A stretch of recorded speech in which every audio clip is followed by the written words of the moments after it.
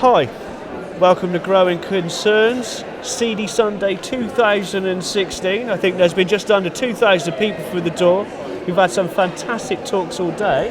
And this is Viv, who's also on the committee. Hello. There you go. Now, today, there's been over 60 stalls, I believe. That's right, yeah, we've got 60 stalls, and what we're trying to do is encourage local growing. Good. So right from people who maybe have never grown a seed before, there's lots of advice here, like from the organic gardening groups, and all the stalls here are ready to tell people, how to grow things. And of course, there's the seed swap table too, but you don't have to bring seeds, you can come buy them if you have the same thing. And we happen to be right in the heart of Seedy Sunday. We're actually in the seed swap area right now. We're 15 years in. We're 15. This is our 15th birthday. Yeah, we're 15 today. Yeah. 15. Yeah, from small beginnings in a little church hall in Cape Town. This is the event that it's turned into today, and people always say it's wonderful because it's professional but not corporate, which I think is lovely. that is a clincher. Yeah. And I think the fact is the inspiration that people can take away from me from talking to expert growers. It's been something from my personal takeaway has meant a lot to me to actually be successful growing stuff. So many people turn around and buy stuff from like a local DIY supplier without naming brands or things. They take them home and they die. Whereas if you buy something here, you get more potent seed, more dominant seed, more abundant growth. Yeah, absolutely. And that's the clincher. Yeah, I know. And the great thing is I grew some beans last year here. Hey, so we just found Vera again. Hi. Hi, Vera. So the last time we saw you was gleaning on Maynard's farm. Yeah. And we're here at Seedy Sunday. What does it mean? What does it mean to you? Seedy Sunday for me is the first day of spring, unofficially. And it's when I get really excited about the growing season. I pick up some of the harder to find seeds and plants. So I always come here with a shopping list and lots of grand plans for growing. Not all of which come to fruition, but we'll see. Yeah. And looking forward to a whole new growing season. Yeah, absolutely. Yeah, going to try a few new things. We have a bigger garden this year, which is exciting. Lots of sunshine. So we'll see. We'll see what we can do with the terrible Brightonian chalky soil. So we'll see. Yeah. Well, the trick there is because it's so alkaline and it can stop nutrient uptake. Is to put ericaceous things down like pine needles, and just put some ericaceous stuff on there because that makes the pH go neutral. Brings up your nutrient uptake and gives you more abundant crops. Really? Wow. What about all those... You learn it all here. Yeah, I wonder if we can use our old Christmas tree branches. Yeah, of course you can. Snip, snip, snip. Yeah. Oh, wow. Are you going to keep in contact and let us know what's going on with the food project and gleaning in the future? Absolutely. If you're on the list, you'll find out about our next week. She said it on the telly. Thanks very much, Vera. Okay, sure thing. Bye now. Seedy Sunday is a great day, great way to connect with lots of people, stallholders and the public in general. Great atmosphere, lots of knowledge in the room, loads of knowledge, and some great talks going on, great presentations, and seed swap, and wonderful projects, wonderful people. Very wholesome event. What I like about it is, although there's a lot of experienced growers sharing stuff, there's a lot of new people coming in, and it's very easy and very accessible for those people, for people just kind of get up to speed and get some quality seed. That's almost poetic, isn't it? And get some questions answered on Gardener's Question Time. As well. Yeah. It's all happening. So if people want to find out about Fork and Dig It, they can go onto your website, right? They can, www.forkanddigit.co.uk. Nice to see you, Malcolm. This week. Thank you. You're actually a keen grower yourself, which we kind of bonded over in early days of college. Yeah. I've been involved in New Roots Allotment Group, which has been going since '94. Right. Started out as Re-Evolution and then became New Roots in the 2000s. So this is up at Moulescombe? Up Moulescombe, yeah. Moulescombe Estate Allotments, which is by Natal Road and Nisbet Road. So I think a lot of people confuse it with Moulescombe Forest Garden. Yeah, they do. And we're on the other side of Lewis Road, Right. with the other side going up Coombe Road. Yeah. Right. Yeah. Just so people don't get lost. indeed. So basically, what goes on there then? We do 2 volunteer days. We do volunteer days on Sundays and Thursdays, and everyone comes along. They get involved, dig over the plant. We all take a share of the crops in the evening. Swap seeds. Swap seeds. All the good stuff, all the right stuff. Yeah, we've recently started a seed circle with some allotmenteers from the Weald.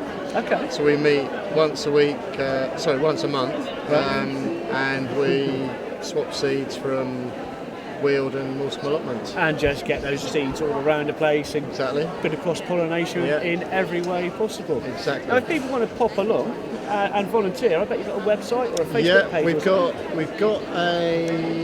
got an email address. We haven't got a Facebook page, but we do. If people want to get involved, they basically Tell them at home. Yeah, they can email me and the group, or they can call us on 01273 It'll be around here. 605 313 and 01273 676 278. So Right. give us a call and we'll There arrange you go. to Just meet give you at them the a plot. bell. No Yeah. email or website then. The email is Because all you say is everyone at home will see it magically on screen because I'll be typing it in for sure. them. I should find that.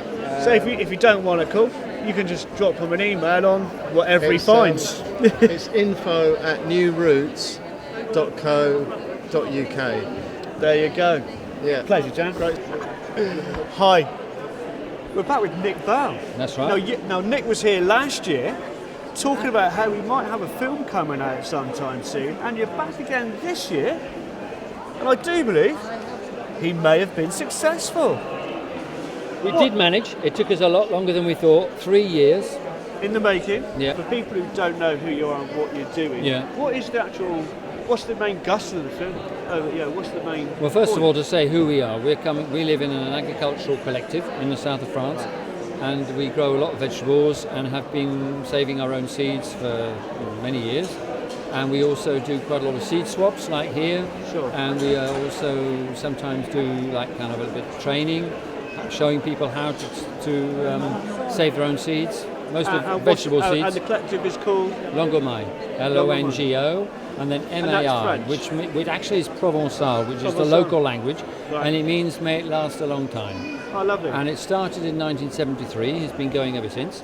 And so the idea really is there are many reasons why we wanted to do this film. One is just to give people, show it's possible, and it's really a pleasure to make your own seeds. It to is save a your own pleasure. seeds. Not a joy. It is actually a real pleasure, but a real kind of cathartic. Very pleasure. satisfaction. Yeah, it's very satisfactory.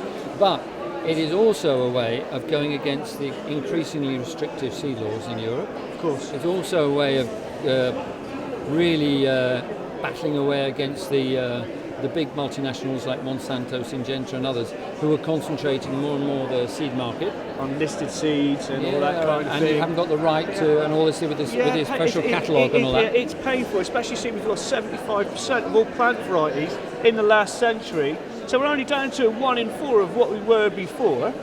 And they're being lost even now. And we're still losing them at a rate that's worrying. Yeah.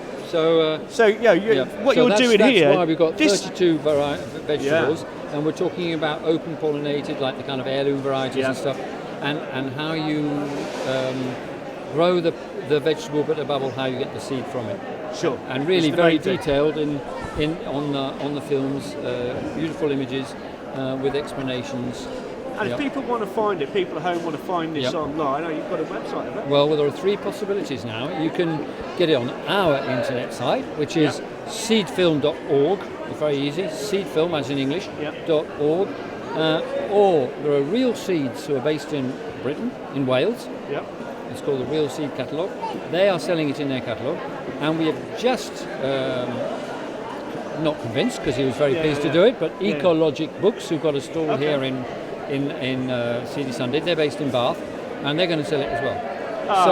Anyway, so there's 3 different ways of doing it. You can find it in 3 different places there, well worth it. It costs £38 for the 4 DVDs, which, you've got 7 hours of film. Yeah.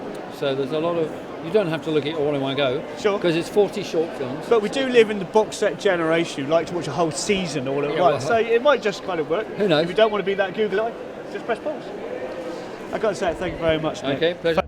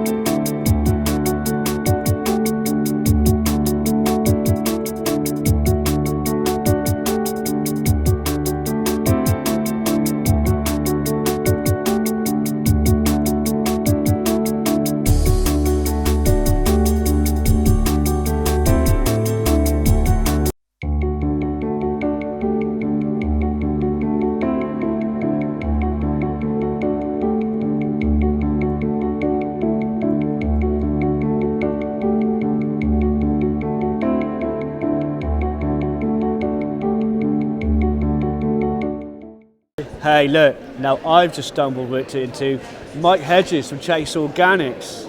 Hello, nice to meet you. Hello. So, Seedy Sunday 2016, how's it been? It's been very busy, and the time has gone like a flash. It always does here. It's fantastic to see so many people coming in and meet our public, if you like. And Yeah, so sure.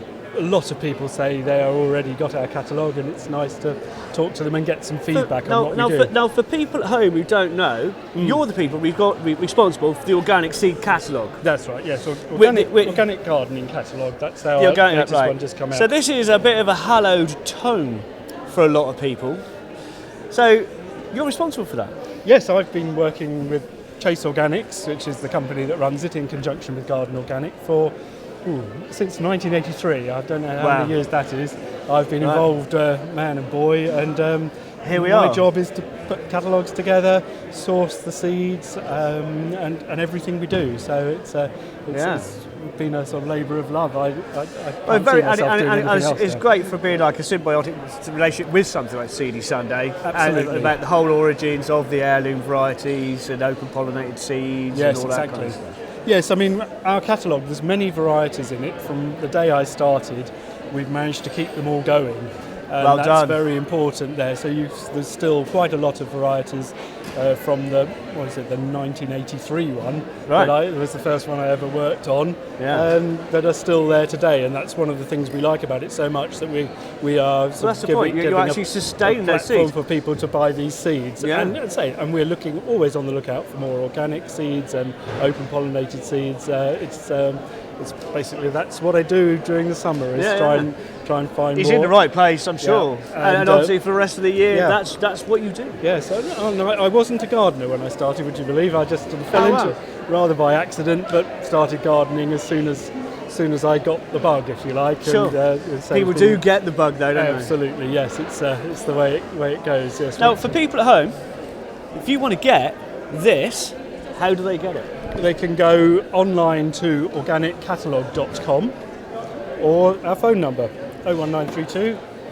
It'll be on screen now. Yes, 878-570. Call up and ask for a copy of the catalogue. Get yourself a catalogue.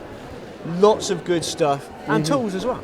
Tools, yes. So we've got bits. a lot of organic seeds under the Chase Organics brand, and our world famous seaweed extract, which has been knock a bit of one seaweed. of the first ones ever produced. This has been going since the 1950s, and growers are using it all over the world, in Korea, Taiwan, Australia. Potassium. They don't There's want your anything else. No, fruit and flower. There you go. Yeah, so I've got to go look. So very nice to meet you. Thank you very much. Pleasure, sir. Thank you. Okay, go on. So, hey, we just bumped into Abby, and you're from Save the Cravendale Allotments. We're from Save Craven, Vale and Whitehawk Hill Allotment site, yes. So we got together back end of 2014 when we realised that the site was being put into an urban fringe assessment as being potential development area. So we sort of came together and said, well, this is kind of the thin end of the wedge. We really love our site, and we got ourselves organised, got a committee together, society together, and we've been going from strength strength to strength. From strength to That's strength. it, yeah. So, and really what we're asking people to do is to sign a petition, because although things are slightly quiet at the moment on the planning inspector front, we are not Best sitting. to keep on top of it. We're not sitting on our laurels, and I think that we just need to sort of keep up the momentum so that if anything does come our way in terms of people deciding that build 50 houses on these lovely vegetable plots, then we'll be ready. So if people at home Yep. want to kind of find out more, I guess you've got a website address and an email address. We certainly have. So you can find us on social media. Tell everybody at home and I'll put it on screen. All right, so that's probably going to be a bit small. It is. So you read it out. Yeah, so it's Save Craven Vale Allotments. We've got facebook.com/Save Craven Vale. It's going to be on screen around here anyway. And then on Twitter we're at Save Craven Vale as well, and there's an iPetition that you can get a link to and sign the petition. Right, so you get the link off the Twitter and the Facebook and sign a petition to Save Craven Vale Allotments. Please do. So, last but not least, we just found Jackie from the audience. So you're part of the Infinity Foods Cooperative. Yeah. Which sponsors Seedy Sunday. Absolutely. And have been since the very beginning. Very proudly to sponsor Seedy Sunday. Yeah. We love Seedy Sunday. So, how's your day been, darling? Oh, it's been fantastic. Yeah? Yeah, it's been busy a great day. by the looks of it. Really busy, yeah. Sold lots of sweet potatoes for people to enjoy. And what does the sweet shop really mean for you personally? The thing about this is that it's a really genuine community event, and that's such a rare thing. Right. So there are all these little people, little producers, little projects. They're all doing something really good, and we get to know about them. Otherwise, we wouldn't even know necessarily that they. So it's were a really doing good that. community networking event where everyone gets to see everybody again. It's a really good networking it's really event. worked for me because I've actually bumped into my impromptu cameraman Richard. He's a very good cameraman, but we've met on an allotment, growing. Yeah. We should do a lot of talking more than growing, but that's the way it goes. And we've got Jules here from the cafe, look. Hi, Jules from the cafe. They're all virtually sold out. Yeah, it's been a very busy day. This is what I'm bringing. Yeah. Last bit of protein bar. Wow. Give it to Jackie. Would you like it? Oh, are you sure? Or is it? Aye. I'm bringing it over here for you guys. Put it on there. Yeah. There we are. There's nothing like bailing a distraction halfway through an interview, is there? You're lovely. Sorry, can you? Just to kind of round up. So basically, Infinity Foods and the Infinity Wearer have been involved since the beginning. Since the very beginning of Seedy. And for because people, Seedy Sunday is the very first community seed swap in the country, so it's the longest running of these events. Yeah. And Infinity Foods has always supported it because it sort of really matches our ethos of what Infinity is all about. And for people who are viewing it not from Brighton, because what you might know is this show online has been viewed in about 92 different countries around the world. So could you just explain a little bit about what Infinity Foods is? Because Infinity Foods is a co-op that started in 1970, am I right? Yeah, 1971, and we're one of the longest standing workers' co-ops in the country. Right. There were a lot of whole food cooperatives that started off in the 70s, Right. and we're one of the ones that's been the most successful. So we're really lucky. Right. And it's because of Brighton, really, as much as anything. And we've had a really good team of people working for us as well. Yeah, so we've had a lot of good inputs. Yeah, so you're a whole food supermarket. Yeah. It's a workers' cooperative. It's a workers' cooperative. You're in the North Lanes of Brighton. That's right, yeah. Yeah, so if you do come to Brighton and you want to know where it is, head up to the North Lanes. You're there buried in there. We've got an absolutely fantastic range of foods, natural cosmetics. Bakery. We've got an on-site bakery. We've got a cafe around the corner. The Chelsea buns are fantastic. If you need a snack, and not just the Chelsea buns, vegan sausage rolls, all sorts of things. Incredible breads. The Chelsea buns are my favourite, though. Are they? Yeah. So I got to say, so there you go. There's a lot going on in Brighton, a lot going on with the seed swap and all that kind of thing, and obviously a lot going on with Infinity. Yeah. Jackie, it's been a pleasure, darling. It's nice to meet you. Thank you. Yeah. Cheers. Quite woody now. It slightly worries me now that it's getting a bit enclosed. But in those days, it was even worse. And the hurricane actually brought down a lot of trees, as you probably most of you can remember, and it cleared this space. And I think the power that the garden history societies, various architectural bodies and the council thought a marvellous opportunity to put the gardens back as they should be in the Regency time. So it's had quite interesting checkered history in a way.